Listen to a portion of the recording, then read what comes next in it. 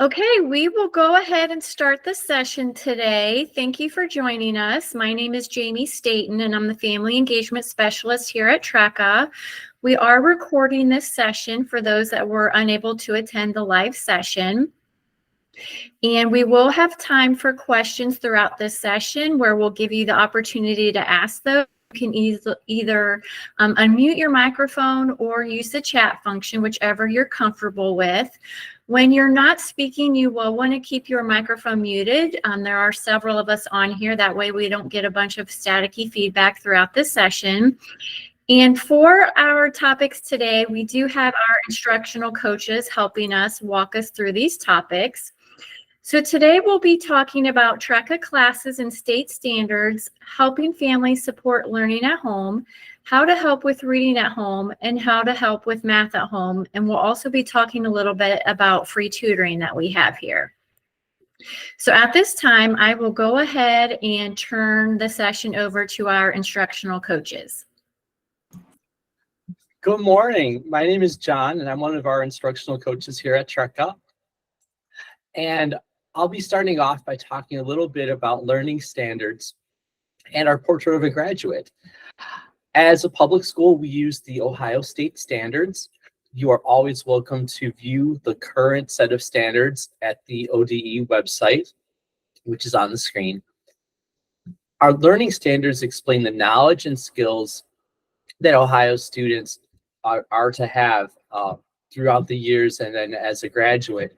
The learning standards emphasize critical thinking and problem solving and other skills that today's employers demand. By teaching our students to apply these skills, we can make sure they are on track to graduate from high school and enjoy success in college careers and life. And we've also done our own process over the last year working on a portrait of a graduate, which includes such things as communication and critical thinking. There's a screenshot of the website there, and maybe we could put that in the chat for the families. On the next slide,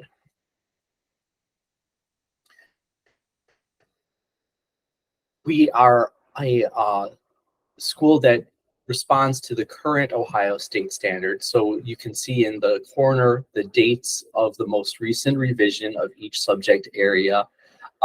Generally speaking, teams of educators work together to develop those standards, and it goes through a review process through the state. When new standards are released, TRECA teachers review what has changed, and once they understand the direction of the changes, they can plan new lessons for their courses to meet those new standards. So courses do undergo a revision process, and many of our courses are revised every couple of years as we assist students to reach those updated goals. We try not to make big changes during the school year because we don't want to disrupt the student progress and process during the school year. However, if something like a learning tool no longer works as expected, we will sometimes try to make that a minimum impact, but we do change during the year as well. On the next slide, we are going to pivot a little bit and start talking about how we support learning at home as well. And this next one that we'll talk about is about growth mindset. Growth mindset is focused on positive thoughts and words. So we try to discourage a fixed mindset. Students may have a memory or a history of not feeling confident in one subject or another, and that affects their well-being as they approach new material and new courses. And that can follow someone through much of their life. So we really try our very best to always instill and reinforce a growth mindset for our students. So I'll focus on the positive during our talk. So things that we as educators, share with our students, and we encourage you to, consider at home reinforcing the growth mindset ideas. So instead of, feeling like you're, pigeonholed into being, bad at math or not capable of doing science. It's a reminder that effort and intention to work harder and to grow makes you smarter. Um, Not a feeling of giving up and that one will never be successful in a subject, but it's instead a different approach that I don't know this yet. I'm capable of being successful. Maybe it's taking me a little more time, but I don't know this yet and I can succeed. Instead of giving up or looking up an answer online because that's easy and quick, instead asking questions, working hard and practicing, and trying a different way, getting support, instead of kind of giving into that feeling of confusion and giving into that feeling of kind of like a hopelessness. Instead of that, focusing on results and working to recognize their successes, understanding that all the work we do creates connections in our brain and results in better understanding, which leads to better grades. So I'll turn the presentation over to Christina to talk about BrainFuse, our virtual tutoring program. Hello, everyone. As John said, my name is Christina, and I am here to talk to you about the virtual tutoring that we have available. And students will find this as a link in their course. So we are partnered with a company called BrainFuse, but in the past, we've actually worked with a company called TutorMe. So right now we're kind of in that flux stage that John had just talked about. We try not to make massive changes in the middle of a school year. Unfortunately, we have to transition from TutorMe to BrainFuse. So at least over the next couple weeks, students may still see a link to something called TutorMe. It still works. It's fine. But eventually everyone will see a link to BrainFuse. So what these companies do is they provide live tutoring to students that is completely free to our students, as long as they use the link in their classes, that will help them with any content area. So of course, we want our students to work with their teachers, but we know that teachers are not always online when you are online. And that is why our virtual tutoring partner is so important.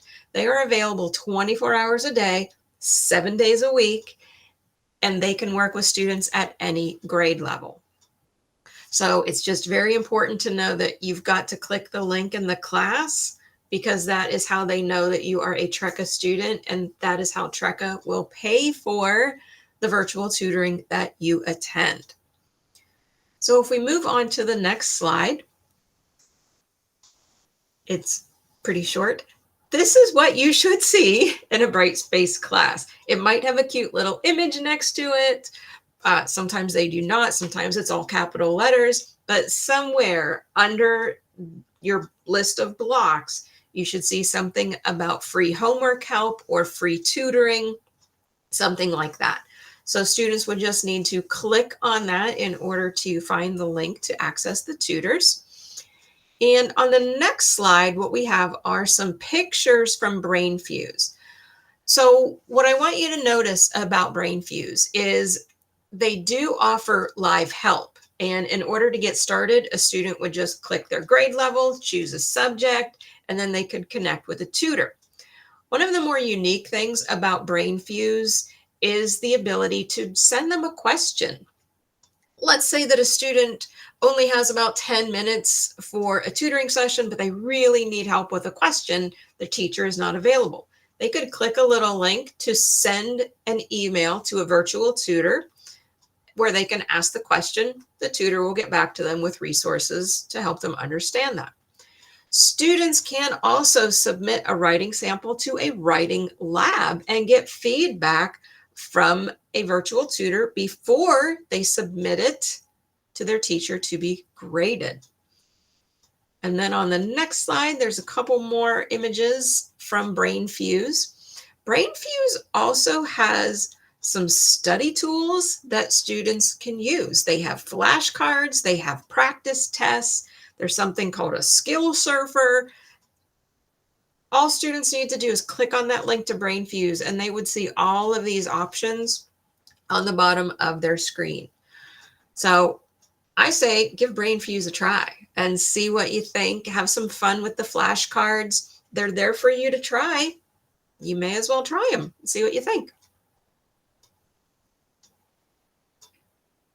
But remember, your teachers are also here to help. So don't forget about your teachers.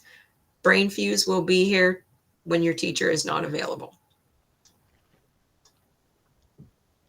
So you may be wondering what you can do to help with reading at home.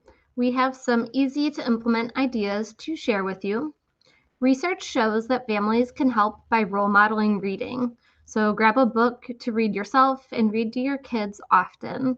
This will help expand their exposure to vocabulary. You can provide various types of reading materials to read for enjoyment, discover something new, or gain information about hobbies, sports, or anything that they may find interesting. You can encourage activities that require reading, such as reading a recipe to cook, reading the instructions to construct something like a kite, or identifying objects in nature by reading the search information. Establish a daily reading time each day where kids read for 10 to 20 minutes. Next slide, please. Another idea to get kids reading is to write them notes. The notes can be reminders, encouragements, lunch notes, and encourage them to respond back to you. Sign out library books regularly that can be read together, to a younger sibling, or independently. Have a no television or devices day once a week where normal TV time is dedicated to reading instead. And always encourage your reader by giving praise, support, and encouragement at any age. And a nappy fact, offline reading time can be submitted to the Evolve portal as learning time. Just be sure to give your teacher enough information to understand what was read. Next slide. To support classwork, ensure students are taking notes and keeping a notebook either online or on paper. When students encounter a new word or problem, they should take notes to capture their learning. Notes should include definitions and sample problems to look back at any time. You can also ask your student to show you the lessons that they have completed each day. Your child's teacher is also a valuable resource. Teachers work with students every day in live meetings and through email. You can reach out to your teachers anytime for support. And as we mentioned previously, virtual tutors are also available to all students. The link to virtual tutoring can be found in any TRECA class. And now I'll pass it over to Amy. All right, so we have some similar tips on how to help with math at home. And I think the first one that we should address, even before we talk about the bullets, is what we previously talked about with growth mindset. One of the biggest barriers that math teachers have with their students is the incoming negativity that we interact with, that students have toward math. And that might be based in their previous experience, and it might be based in the previous experience of other adults in their life who have spoken negatively. And so they come to us with a negative bias against what they're going to be learning in the classroom. So that growth mindset, just to reiterate, is a wonderful way to help your child right away, is just to speak positively about it and let them know that they can learn this. This is material that they can do and they can learn. And in addition to that, we have some other math specific tips for you to support the online classwork. I think it's very important to understand that a lot of the learning occurs inside Brightspace and inside whatever your teacher has put into the class, but a lot of it also happens on the desk with good old-fashioned pencil and paper. So making that useful to your student, to your child, is really helpful. And one of those ways that we can use that, and we can actually do this digitally too, and a lot of teachers do, is to keep a math vocabulary notebook or collection of some kind so that your student can review what math words they're learning, because it is very much like learning a different language. Participating in what they are learning is really important as well. Just asking them to show you what they've learned, even if it is something that you didn't learn or that you forget that you learned, it's really nice for your student to have an opportunity to show you what they're learning. Ask questions if they have them, but also just show off a little bit. I think students really enjoy being able to share what they do with their learning partners. Of course, your child's teacher is a wonderful resource for you to have when you are experiencing any struggles or just have questions, especially if the way that the math is being presented is a little different than how you remember it. The teacher can help you understand it too. And so don't be afraid to access those resources, email, call, let your teacher know what's going on. They really do want to be here for you and want to experience that learning with your child. And then we also have the virtual tutors. It's not Tutor Me anymore. We should update that slide. But the ones that we just talked about, the new ones, those are when your teacher is unavailable. If you're schooling at a different time, those are great resources to have.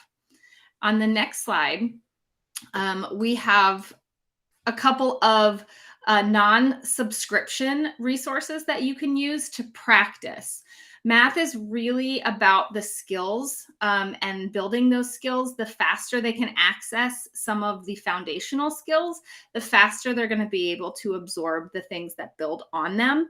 So of course, there's Khan Academy. There's Math Antics, which are really fun videos for students that they like. They're usually housed on YouTube, but they do have their own website as well that has most of the videos. Virtual Nerd is an example video that's for middle to upper grades. And then Math is Fun has a bunch of games, a ton of games that involve math, where they have to perform an operation to get to play the next level, or they're actually doing the math to play the game. And just like language arts or really anything, if you're doing something like this and it's not being recorded because it's not a part of your Brightspace course and it's not linked in there, or you don't log in through there, you can log that as offline time as long as you're specific about what it is that your student worked on. We have a couple of additional resources. These I'm not quite as familiar with as a math teacher, but there's plenty of YouTube channels out there that are really good quality. And you want something that not just explains what to do, but also helps your child really anchor their understanding in something that is relevant to them, in something that is fun and enjoyable. That really helps students who are maybe disengaged with the material. Maybe they don't particularly enjoy learning math, or maybe they have that negative bias that's been built up over lots of years. Making something fun and enjoyable is a great way to counteract. And so when you are choosing videos to watch, this is a great list because it does that. It's not just someone on a whiteboard explaining how to do something. We certainly want the students to know how to do it, but we also want them to enjoy what they're doing and discover some of the real beauty and art and enjoyment that lies in math, because that creates a lifelong learner and someone who's going to continue understanding and learning as they go on through whatever they end up doing, because math is everywhere. There are also some state testing resources.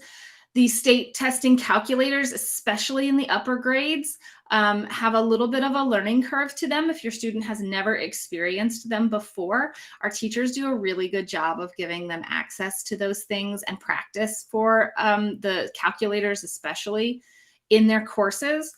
But it's also a great idea to get your student exposed to them before they see them on the state test so that they can use that resource. Especially when we get into the upper grades, those calculators are really helpful at not just helping the student solve whatever problem they've been given, but also checking for reasonability, checking to see if their answer makes sense, if it's correct. And so utilizing those calculators is a really great resource.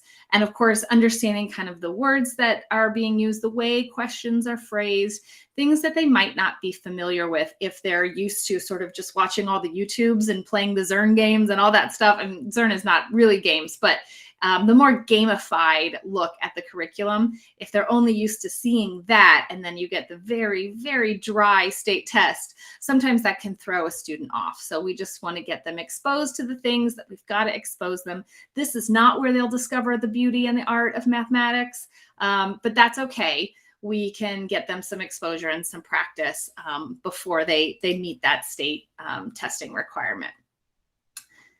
And on the next slide, there's a couple more virtual games. There's also games you can play at home, actually, like in the face of each other. And there's so many. One that's not on here that I really love is called Blockus. It looks like Tetris. They're really beautiful. They're really like fun to hold. So if your student has a particular affinity for things that they can touch, that's a really fun one too.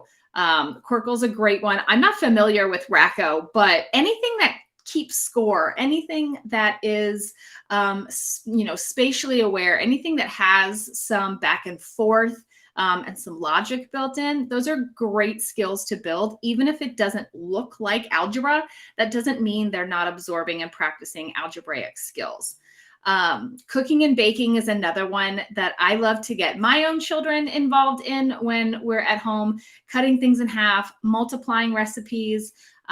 If you don't have, an exhaustive set of measuring cups, trying to account for that, substitutions, you can get really deep into some fun math things without having to, have a really complex understanding yourself. You can help your student practice things that they'll practically use, and understanding a way that you use math in your daily life, whether it's cooking or baking or construction or, whatever it is you do around your home, understanding where those skills can be filtered down to your child are really great for building all kinds of skills. And again, it's not just about the very finite skills that are laid out in the standards. Math is all around us. We use it all the time, every day. And so experiencing that with your student is really wonderful.